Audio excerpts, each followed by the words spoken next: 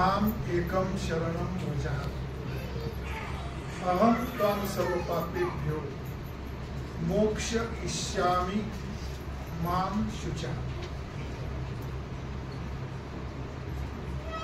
भगवान श्री कृष्ण परमात्मा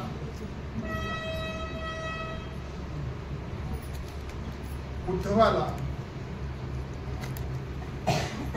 उपदेश करतात, सर्व धर्म परित्यज्य माम एकम शरणम व्रजः।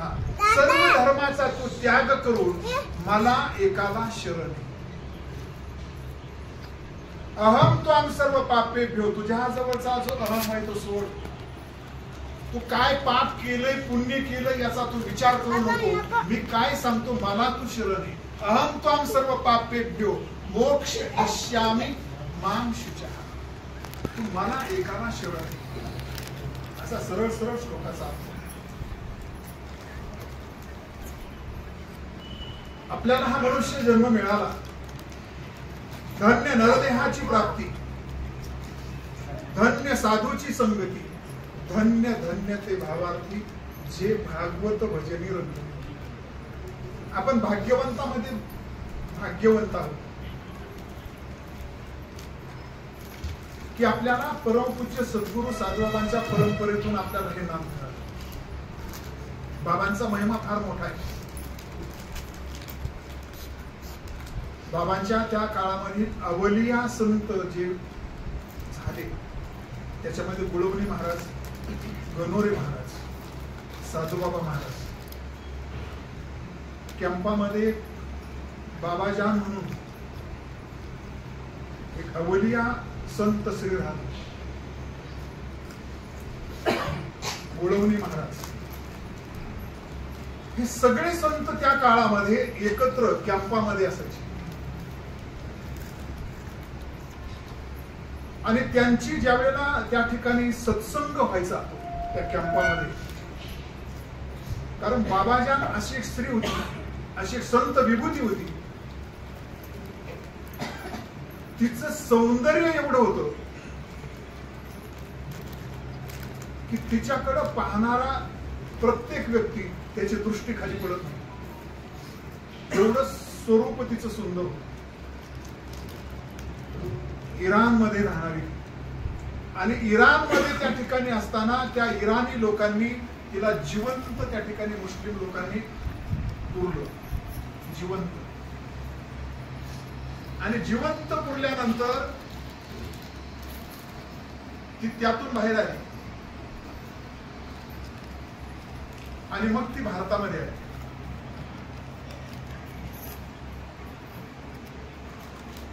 अनेक चमत्कार तिचे आहेत। बाबा ज्या वेळेला तिच्याकडे जायचे, बाबाच्या अंकडे, एक दिवस बाबांची आणि त्यांची सकाळी सकाळी बिवडीतून बाबा आले की पळत जायचे, पुन्हा स्टेशनला उतरले ना तिथून पळत जायचे, म्हणजे ती भेटीची त्यांना आस लागलेली असायची। असे पावसाळ्याचे दिवस असताना तिची झोपडी होती आणि ती मुद्दाम झोपडीत राहत होती। ऍक्च्युली तिथं दफनभूमी आहे, त्या दफनभूमीमध्ये राहण्याचं एकमेव कारण की तिच्या सौंदर्याकडे कोणी पाहणार नाही आणि तिच्या अंगावर घेतलेली जी कांबळी आहे तर ती एवढी मळलेली असायची की त्या मळलेल्या अवस्थेमध्ये ती आपला देह झाकून ठेवायची। आणि बाबा तिच्याकडे गेलेले असताना एक दिवस असा पाऊस सुरू झाला, सगळीकडे पाऊस पडत होता, तर ते दोघ जण जिथं बसलेत ना ते कोरडे गप्पा मारत होते। दोन सिद्ध एकत्र आल्यानंतर त्यांची ती अवस्था आहे। म्हणून संसारातली व्यवस्था आणि परमार्थातली अवस्था या दोन गोष्टी महत्त्वाच्या। ज्याला संसारातली व्यवस्था सांभाळता आली त्याला परमार्थातली अवस्था गाठता येईल। ज्याला संसारच करता आला नाही तो परमार्थ नाही करू शकत। बायको बरोबर रोज भांडतो आणि देवाला जाऊन नवस करतो की माझा संसार सुखाचा होऊ दे, देवाच्या बापाला सुद्धा काही करता येणार नाही।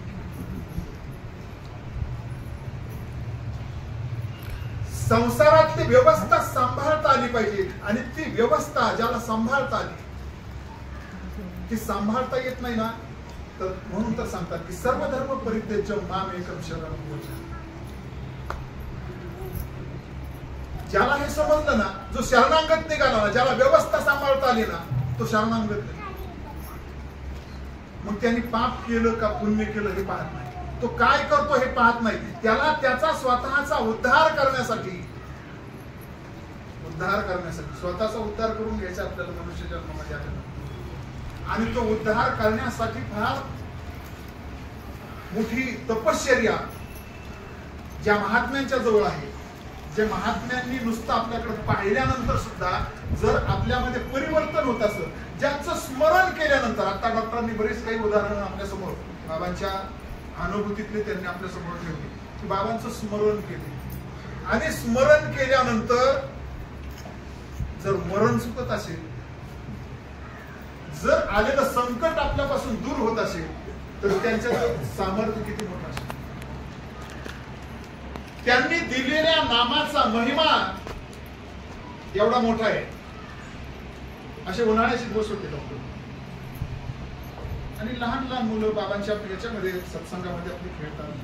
काय नाही, ते बाकीचं काय करत नाही, ते आई वडील बसलेले असतात, आणि त्यांना फक्त सगळ्यात आवडतं भजन, साधू साधू बाबा साधू, हे भजन फक्त सगळ्या मुलांचं पाठ.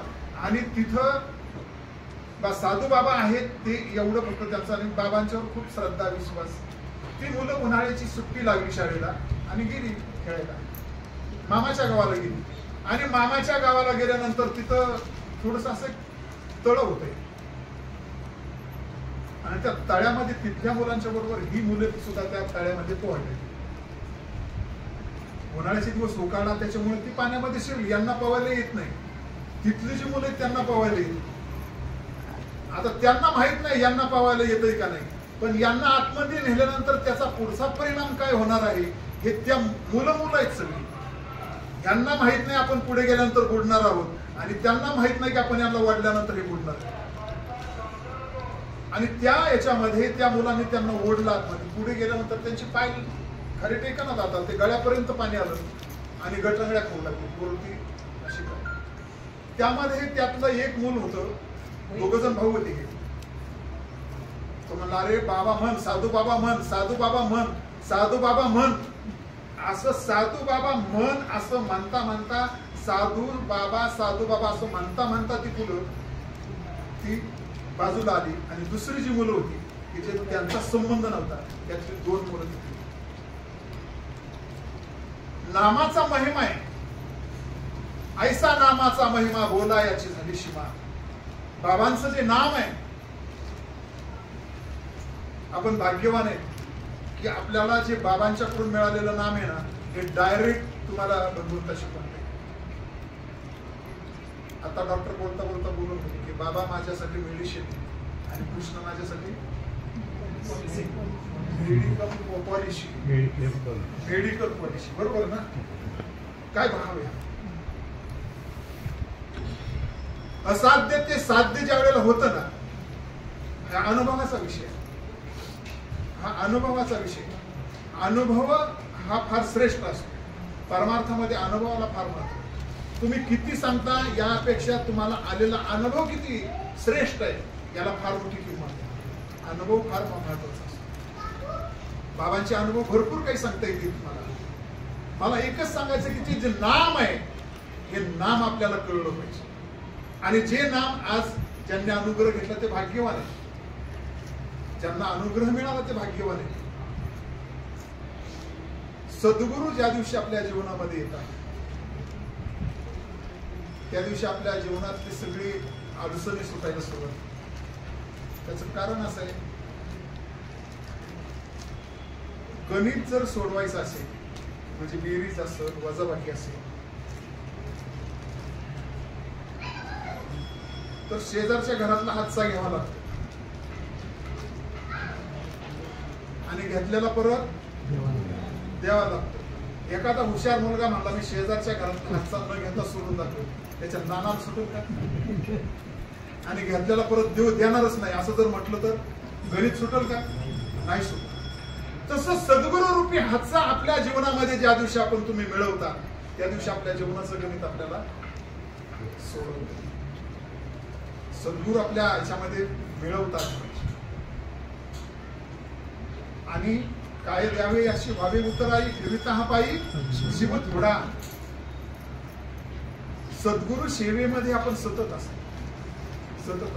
आपल्या जन्माचं सार्थक करायचंय ना, म्हणून राम सुद्धा वशिष्ठाला शरण गेला, कृष्ण संदीपनीला शरण गेला. जेवढे जेवढे महात्मे, जेवढे जेवढे संत आहेत महाराज, ते सगळे सद्गुरूंना शरण गेले. सद्गुरू वाचोनी सापडे ना सोय, आणि धरावे ते पाय आधी आधी. बाबांचा महिमा.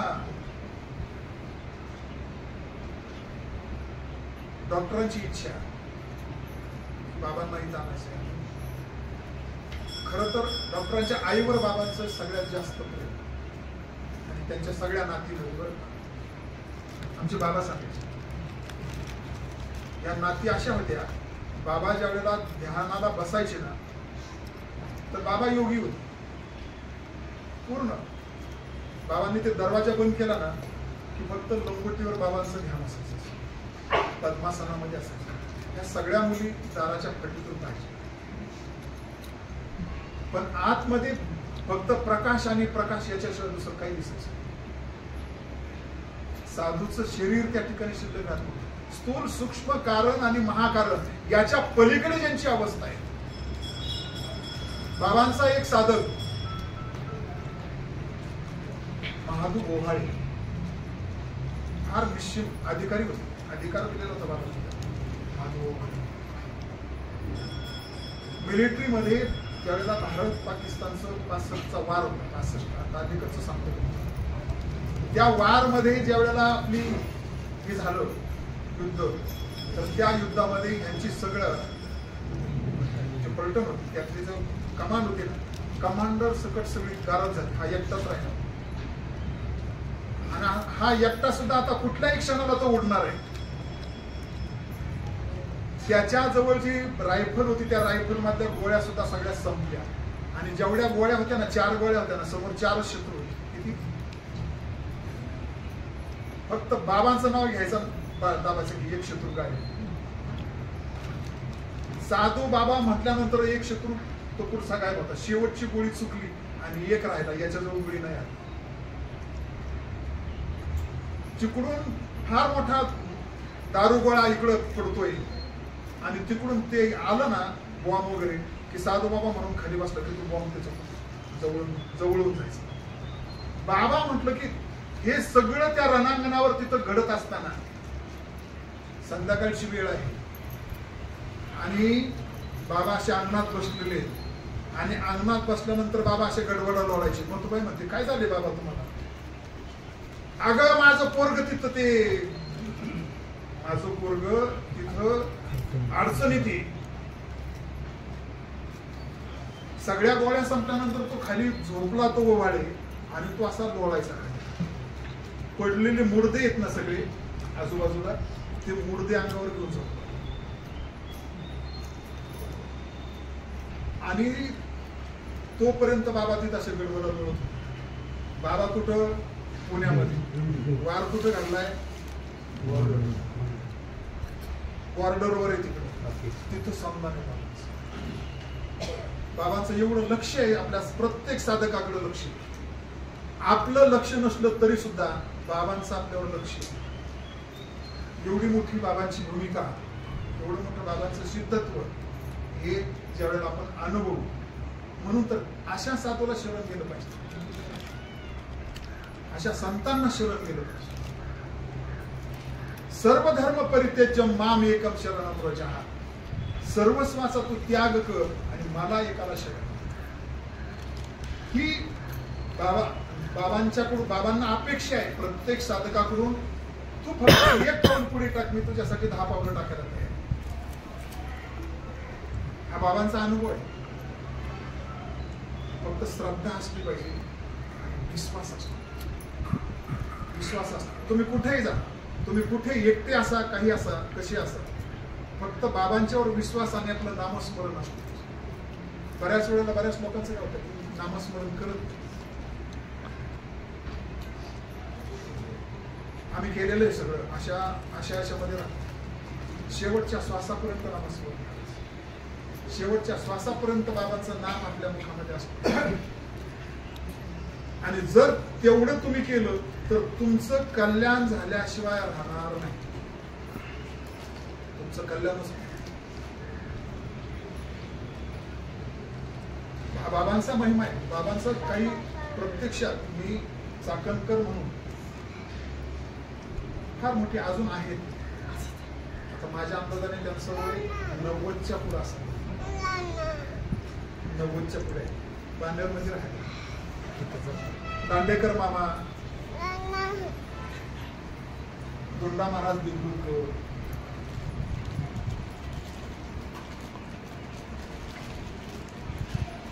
यांची कीर्तन वाजवायची. शाळीग्राम गुरुजींचे ते पट्ट शिष्य. त्यांनी मृदंगावर थाप मारली ना तर असं धस्स व्हायचं. एक दिवस त्या कीर्तनामध्ये, शाळीग्राम गुरुजीच्या कीर्तनामध्ये ते मृदुंग वाजवत असताना त्या मृदुंगाच्या नादानं त्यांना समाधी लागली. कोणाला? चाकणकर महाराज समाधी लागली. समाधी. आणि समाधी लागल्यानंतर त्या दिवशी शाळीग्राम गुरुजीने सांगितलं, आता तू मृदंग वाजवायचा नाही, तुला समाधी लागली, बस तू संपलं, तुझं आता हे करायचं काम थांबव. आणि असे महात्मे मला ज्या दिवशी भेटले बाबांचा ग्रंथ शिकत असताना, तर त्यावेळेला बाबांची असलेली सिद्धता त्यांनी सांगितली. बाबांना ज्या वेळेला मटण वाढण्यात आलं ताटामध्ये, मटणाचं ताटच आणलं सोबत,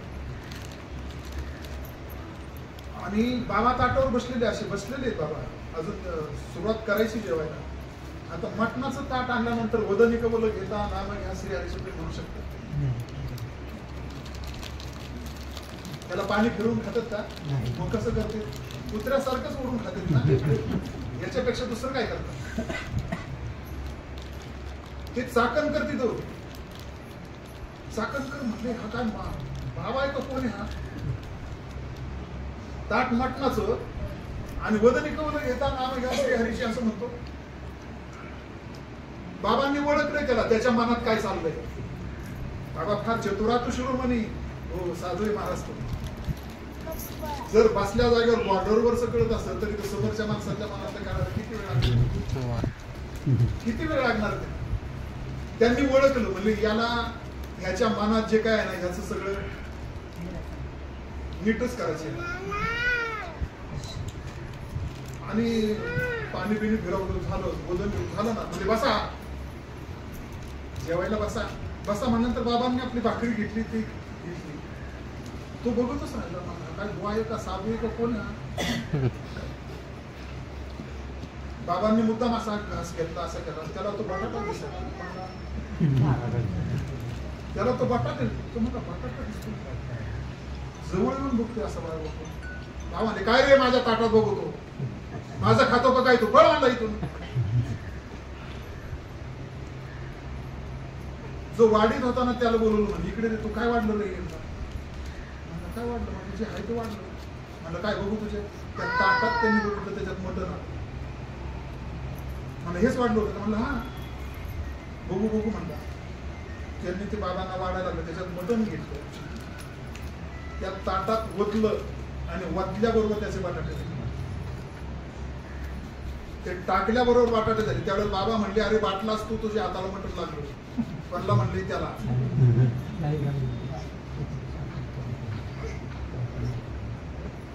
बाबा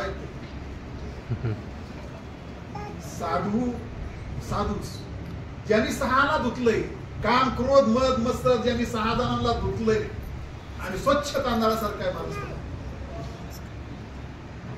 असे कितीतरी बाबांचे अनुभव हे चमत्कार स्वरूपामध्ये येतील. पण बाबांनी जर एखाद्याने समाधी मागितली तर समाधी दिली. असा हात केला तर समाधी लागते, हात केला तर समाधी लागते. बाबांनी नामस्मरणाशिवाय दुसरं काहीच साधन सांगितलं. जो साधक बाबांच्याकडे येईल त्या प्रत्येक साधकाला अभ्यास करतो का रे, आणि त्या डॉक्टरांनी सांगितलं. मग कसा करतो, कुठपर्यंत गेला होता, बाबांची ती भाषा वगळीपर्यंत जातो का नाही, आता हे कोणाला कळणार नाही वगळीपर्यंत जातो का.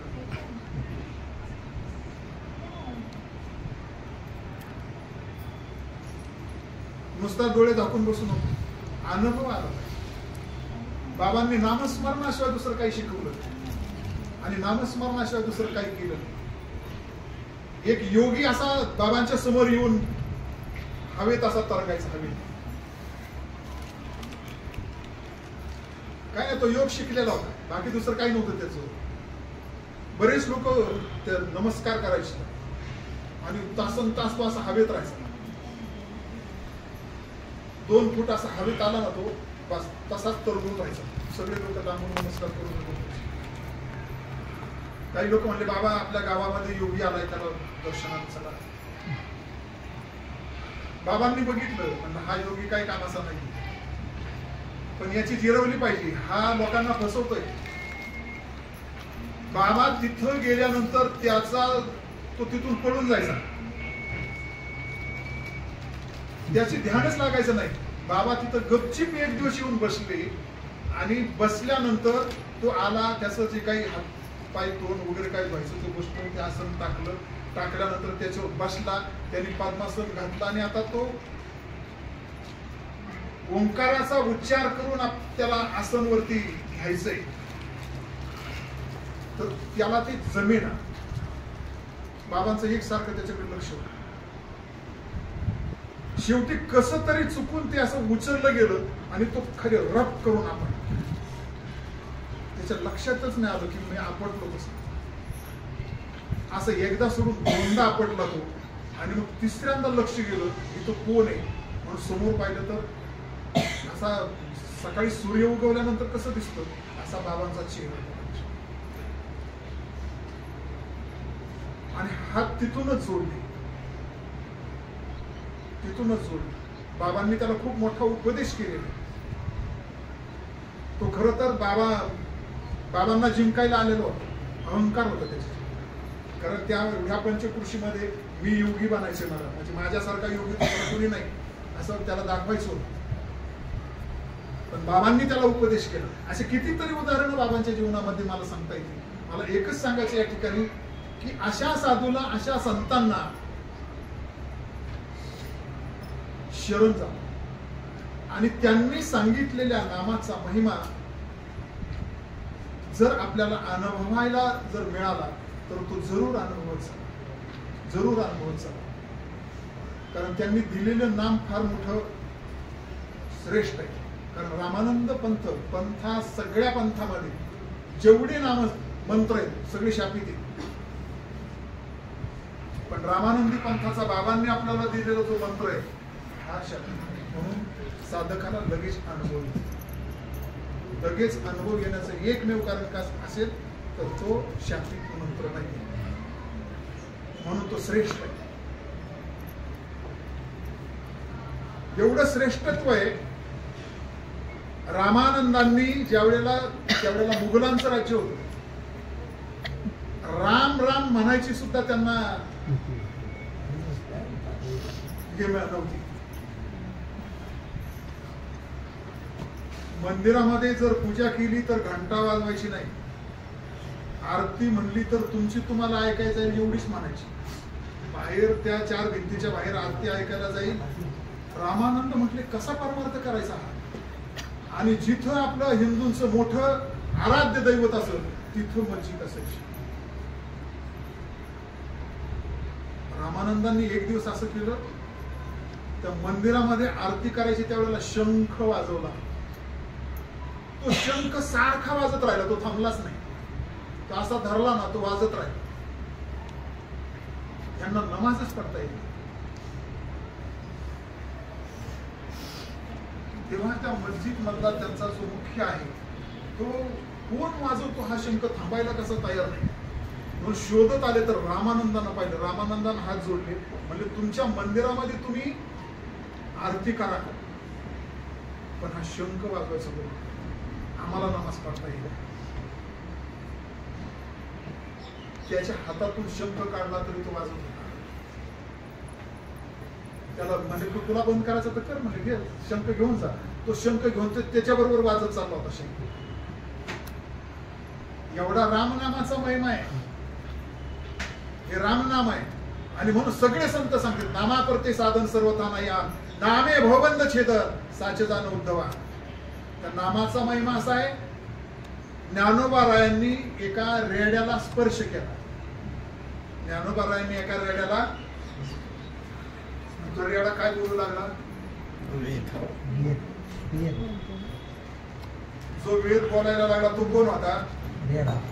आणि आपण कोण आहे? जर रेड्यामध्ये परिवर्तन होत असेल, जर रेड्यामध्ये परिवर्तन होत असेल तर आपल्यामध्ये होणार नाही का?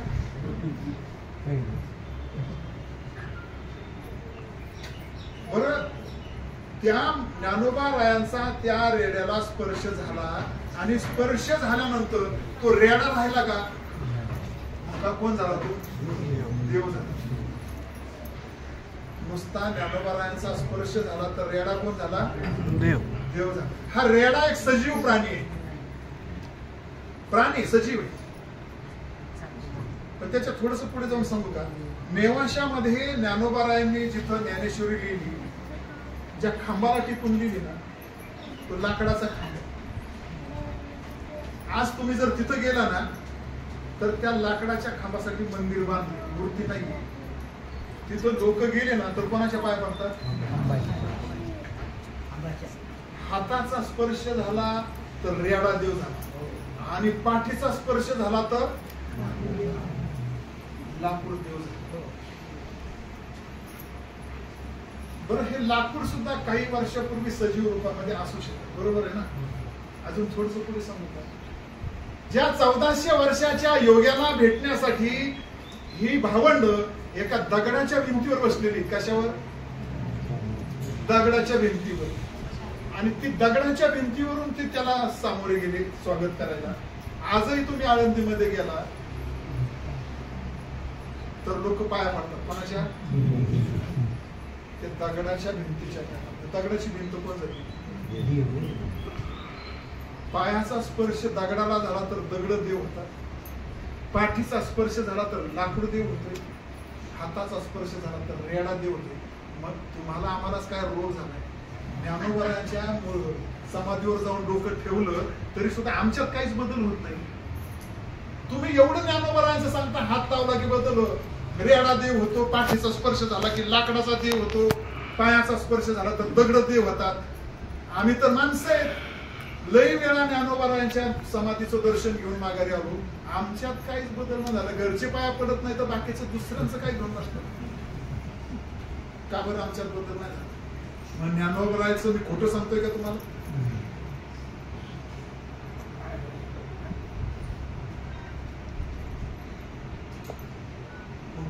नेमकं काय आहे? पूर्वीच्या काळी डाळ करायची असती ना, डाळ हरभरे भिजायला घालायचे. संध्याकाळी हरभरे भिजायला घातले ना, सकाळपर्यंत ते हरभरे कसे टम फुगून येतात. बरोबर आहे ना? आजीबाईंना सकाळी. पण त्यातले काही बहादर हरभरे असे असतात, जसे टाकले जसेच्या तसेच राहतात. त्याचं टरकाला सुद्धा भिजत नाही. मग मला सांगा, भिजायला घालणाराचा दोष आहे का? पाण्याचा दोष आहे का? ज्या भांड्यात भिजायला घातले त्या भांड्याचा दोष आहे का? कोणाचा दोष आहे? आपला नाही. कोणाचा दोष आहे? आपला. भिजायला घालणाऱ्याचा, हरभऱ्याचा. बरोबर आहे ना? मग एवढ्या वर्ष तुम्ही ज्ञानोबराशी तुमच्यात बदल होत नाही. दोष कोणाचा आहे? आपण कुचल हरभरे. साधूला भेटायचं म्हटलं ना तर तिथं आपलं त्याच्यावर श्रद्धा असली पाहिजे. नम्र झाला होता ते नेमून गेले. नम्र झाला पाहिजे. लोक होतात, नम्र होतात, वागतात. नुसतं शरीर वाकून उपयोग नाही, मन वाकलं पाहिजे. मन अर्पण केलं पाहिजे. मन हा मोगरा अर्पुनी ईश्वरा पुनरुपी संसारा येणे नाही. त्या मनाला आवरायचंय आणि त्या मनाला आवरण्यासाठी त्याने दिलेलं नाम आपण घ्यायला, त्याने दिलेलं नाम आपण घ्यायला. ते नाम फार दुर्लभ आहे. आपल्याला भाग्यवंतांना जे गुरुपुत्र आहेत ते भाग्यवान आहेत, त्यांना हे नाम मिळालं. जास्त विशेष काही न बोलता या ठिकाणी माझ्या 5 वाजले कधी योगाला, तर आज डॉक्टरांनी खरं तर हा सत्संग योगायोगाने या ठिकाणी घडून आणला. आणि त्यामध्ये आजचा हा भजनाचा कार्यक्रम असं त्यांनी सांगितलं मला थोडंसं बोला. तर त्याच्या पाठीमागचं एकमेव कारण याचा हा सत्संग आहे. संत संगती वेगळी जाणार नशीची साधन, संत संगे बहुवृक्ष छेदन साचे जाणून. संतांच्या संगतीमध्ये फार मोठी ताकद. संतांची संगती मनोमार्ग गती आणि 11वा श्रीपती येणे पद्धती म्हणून हा सत्संग या ठिकाणी झाला. आणि मला जे काही थोडंसं बोलायला सांगितलं त्यामध्ये सर्व धर्म परित्यज्य माम एकम शरणं व्रजः अहम त्वां सर्व पापेभ्यो मोक्ष इष्यामि माम शुचः. मला एकाला शरण. आपण शरण कोणाला जायचं? जो चराचरामध्ये व्यापलेला आहे असं जे तत्व आहे, तेच तू आहेस, त्या परमतत्वाला शरण जायचं. म्हणून सर्व धर्म परित्यज्य, सगळ्याचा त्याग कर आणि त्या एकाला शरण जा. सगळ्याचा त्याग करणारे बरीच उदाहरणं सांगता येतील तुम्हाला. भीष्माचार्य आहे, कौरवाच्या बाजूने लढला, अधर्माच्या बाजूने लढतो. कशासाठी लढतो माहिती का? भीष्माचार्य एवढा येडा आहे का की त्याला माहित नाही का कौरवांची बाजू अधर्माची, त्यांच्या बाजूने यांच्या बाजूने कृष्ण आहे. अंतिम सास हा कृष्ण परमात्मा आहे, पुरुषोत्तम आहे तो, त्याची बाजू खरी आहे. मग का बरं त्या बाजूने लढला तो? त्या बाजूने राहिल्यानंतर कृष्ण माझ्या समोर राहील. ज्याचं खाऊन खाऊन खाऊन खाऊन माझी बुद्धी भ्रष्ट झाली ना, तो हात बाण म्हणल आणि सगळं रक्त पडून जाईल. आणि तो कृष्ण परमात्मा माझ्या समोर उभा राहील, तो मला दिसेल. एवढा एकच स्वार्थ, अधर्माच्या बाजूने उभा राहील. त्याला शरण जायचंय मला. सर्व धर्म परित्यज्य माम एकम शरणं व्रजः. 1400 वर्ष चांगदेव जागला. कशासाठी जागला? मला त्याला शरण जायचंय. मला मारता येत नाही, त्याला शरण जायचंय. आणि त्याला शरण जाण्यासाठी मला जिथपर्यंत सद्गुरू भेटत नाही तिथपर्यंत मला त्याला शरणांगत होता येणार नाही. म्हणून सद्गुरू मिळण्यासाठी 1400 वर्ष लागले, म्हणून जागला. तो असा उगाच जगला नाही. 1400 वर्ष जगण्याचं एकमेव कारण सद्गुरू भेटत नाही, मारता येत नाही म्हणून. मारायचं काय अवघड आहे का? काय ना, आता इथून उडी टाकली तर एखादा मरून जाईल. काय इथं नाही मारला तर मेडिकल मध्ये ते काही लोक औषधं खातात घेतात, काही लोक रेल्वे खाली जातात, काही लोक भुशी डॅमला जातात. पुढं मारायचं काय अवघड आहे एवढं? पण असं मरणा माझी मरून गेले माझा केले आम्ही असं मारायचं की परत मारा, जन्माला यायचं नाही, परत मारायचं, एकदाच मारायचं. भागवत मारायचं कसं ते शिकवतो. बाबांनी आपल्याला भागवत हा ग्रंथ प्रमाण दिला. आणि म्हणून ह्या सगळं जे काही आपल्याला करायचं तर ते शरणांगत जायचंय. तर ते एका संतांना जाऊ, एका सद्गुरूला जाऊ, एवढंच या ठिकाणी सांगतो. बरंच काही परत माझा विषय परत वाढेल. या ठिकाणी जास्त काही न बोलता या ठिकाणी माझ्या वाणीला पूर्णविराम देतो आणि सर्वांना धन्यवाद देतो. डॉक्टरांनाही धन्यवाद देतो की त्यांनी खरं तर हा सगळा योगायोग या ठिकाणी घडून आणला. त्यांच्या व्यस्त जीवनामध्ये सुद्धा खरं तर त्यांचं फार व्यस्त जीवन आहे. म्हणजे अगदी रेल्वे टायमिंग, त्या टायमिंगला बरोबर गाडी सुटली पाहिजे, ट्रॅक बदलतात ना, तर ते त्या टायमिंगला गेले नाही तर सगळं कोलमडतं. रेल्वेचं सगळं कोलमडतं. तसं त्यांचं सगळं एवढ्या याच्यामधून सुद्धा मी त्यांना धन्यवाद देईन. एवढ्या व्यस्त जीवनामध्ये सुद्धा स्वतःकडे आपल्याला लक्ष देता आलं पाहिजे. मला जो मनुष्य जन्म मिळालाय त्या जन्माचं सार्थक करण्यासाठी मला वेळ द्यायला पाहिजे.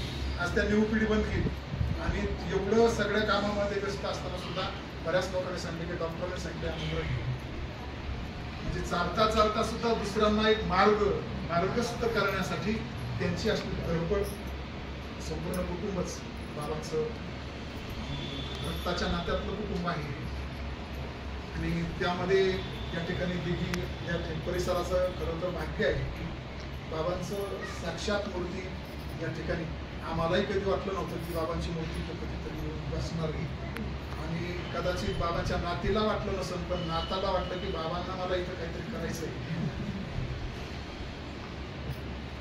बाबांच्या त्यांच्यावर असलेला जीव एवढा आहे. बाबांनी त्यांचं लग्न केलं तर त्या लग्नामध्ये सगळा खर्च बाबांनी केला आणि त्यावेळेला मुलीला नांदायला पाठवताना ह्या अशा पेट्या घ्यायची पेटी ठेवलेली बघा अजून जो पण ठेवलेली